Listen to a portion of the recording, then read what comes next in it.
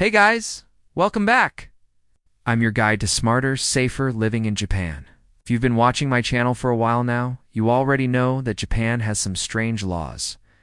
From weird food rules to robot regulations, there's always something new to learn. Today we're tackling a topic that's serious, controversial, and could land you behind bars.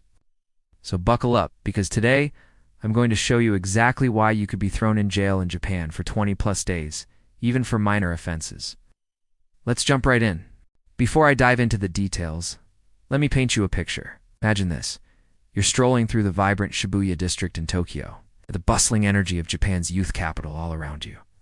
Suddenly, maybe you accidentally bump into someone or don't quite understand the subtle cues in a social situation. Before you know it, you find yourself surrounded by police. Confused and maybe a bit scared, you realize that a simple cultural mishap has landed you in a police station. And this is where the reality of Japan's justice system hits home. What started as an innocent misstep could turn into weeks of detention. The big question is why? Why does Japan have such a unique approach to justice? And how can you protect yourself from unintentionally crossing the line? First things first, let's define our terms. How does someone end up in police custody in Japan? Well, it all starts with an arrest. But in Japan, being arrested doesn't necessarily mean you've been formally charged. Once you're taken into custody, the clock starts ticking. The police have 48 hours to figure out what exactly happened and decide on their next move.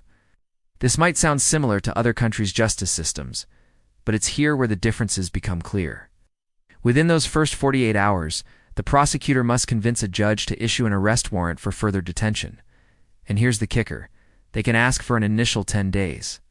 That means instead of being released after 48 hours, regardless of whether or not you're formally charged, you're held for 10 days while the investigation continues. But it doesn't stop there. If the prosecutor feels they need more time, they can request another 10-day extension. And if approved, you'll be detained for a total of 23 days. Now you might be thinking 23 days is a long time to be held without charges. And you're right. This period is often called the hostage justice. But why would Japan have such a system? The official reason is to help the police build a solid case, ensuring they have enough evidence to secure a conviction if charges are pressed. Supporters of the system argue that this protects both the accused and the public. On the other hand, critics view it as a way to pressure suspects into confessing, sometimes through coerced means. Either way, it's important to understand that you may find yourself in this situation without necessarily realizing it. Imagine you're late for work, rushing down the street, when suddenly your phone rings. You pull it out to answer the call, completely unaware that you were walking past a store that hadn't paid its utility bill.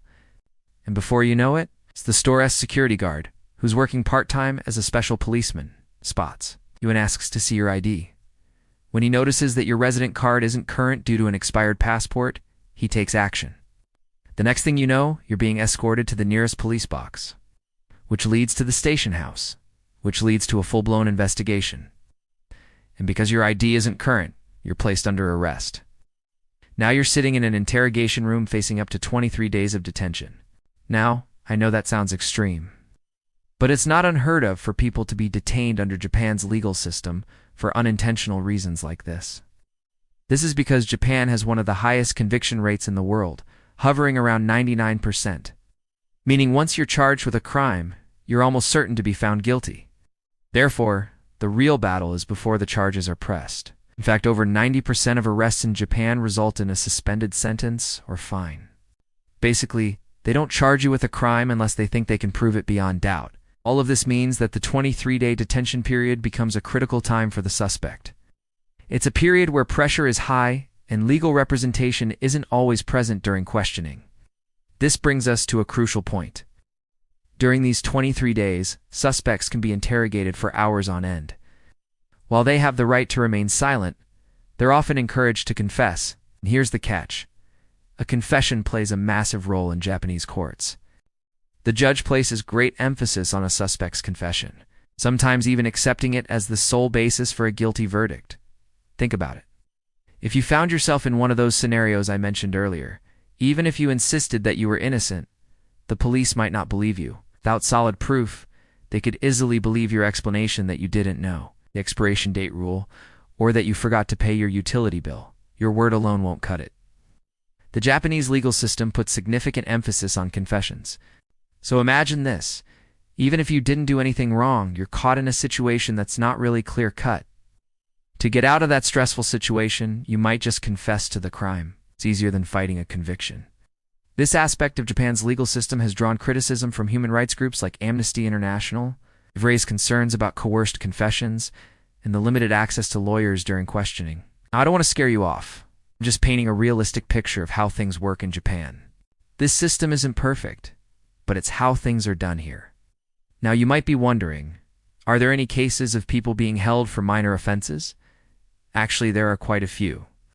Take the case of a foreign tourist who got into a loud argument with a local resident. While technically not breaking any laws, the argument escalated and police intervened.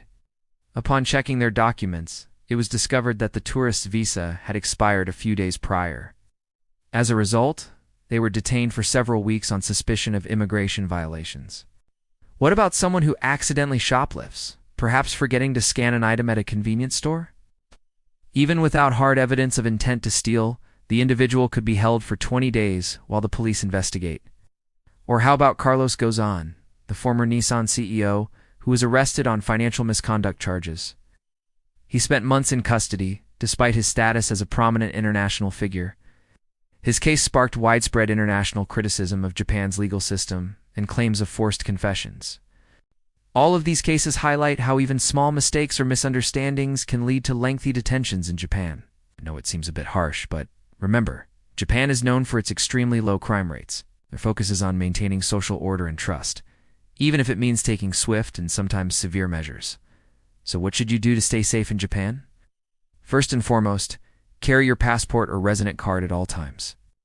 Don't raise your voice or engage in public disputes. Never touch someone else's bicycle, even if it looks abandoned. Be mindful of what you bring into the country, as some medications and tools are prohibited. Always respect private property and avoid trespassing. And if you do find yourself stopped by the police, stay calm and polite. Don't resist arrest. Even if you think it's a misunderstanding, things can escalate quickly in Japan. It's best to cooperate fully until you have a chance to explain your side of the story in front of a judge. Remember, it's always better to be safe than sorry. Japan's legal system is different, and sometimes it can be harsh. Now, I'm not trying to deter you from visiting Japan or living here. I'm simply shedding light on a little-known aspect of Japanese culture that you should be aware of. Knowing the rules and respecting them will ensure you have a wonderful experience in this amazing country. So there you have it. Thanks for watching. As always, stay safe in Japan.